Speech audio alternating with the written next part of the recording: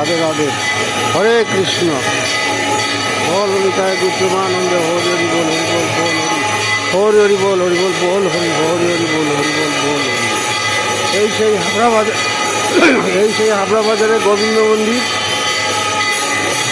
এখানে সনাতনী ভক্তরা প্রচুর আসেন। এই যে কীর্তন হচ্ছে, নাম কীর্তন হচ্ছে, আপনারা সবাই দেখুন।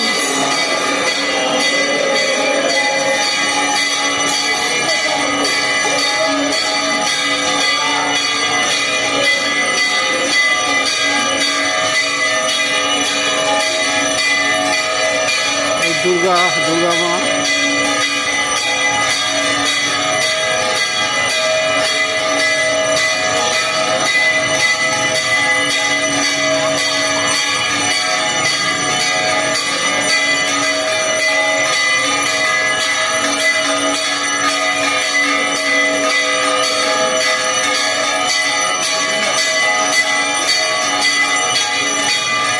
এই শিব শম্ভু।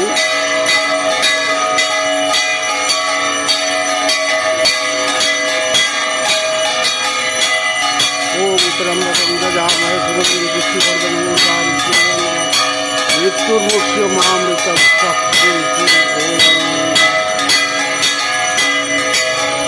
এইসব ভক্তরা এদের নাম কীর্তন করেন নিষ্ঠা সহকারে।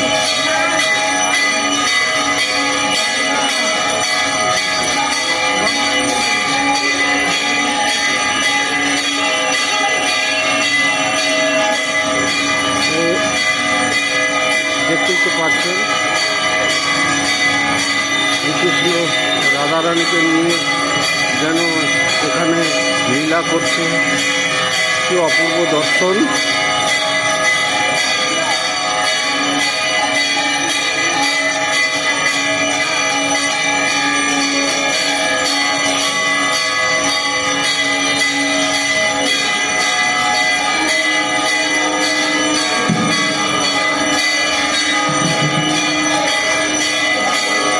এই যে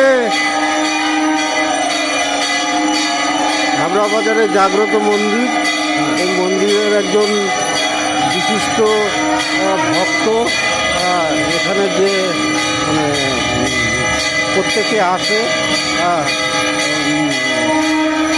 সনাতনী ভক্ত, আপনি কিছু বলেন। প্রথম আমাদের মন্দিরে, আমাদের এখানে প্রতিদিন সন্ধ্যার সময় গুরুবন্দনা পঞ্চায়েত ভোগারত মানে আরতি কীর্তন এটা হয় প্রতিদিন। সন্ধ্যে 7টার থেকে 8টা, 1 ঘন্টা। এটা অলৌকিক মন্দির একটা। হ্যাঁ, অলৌকিক মন্দির। আমাদের এই মন্দিরের খুব নাম আছে জাগ্রত মন্দির।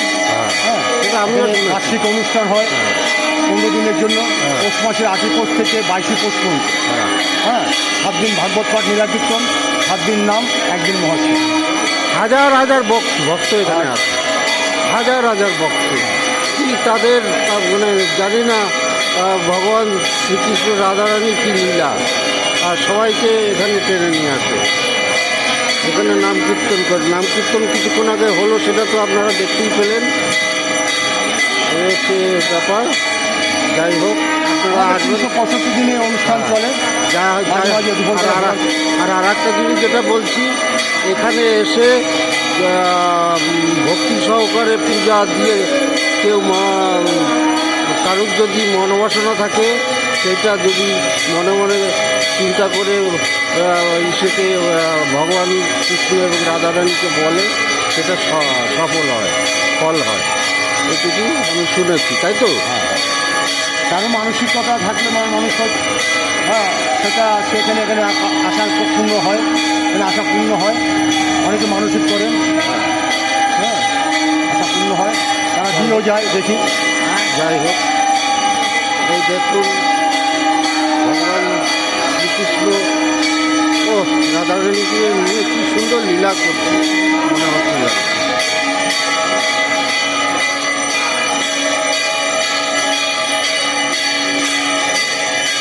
আরেকবার দুর্গা মাকে দেখাচ্ছি।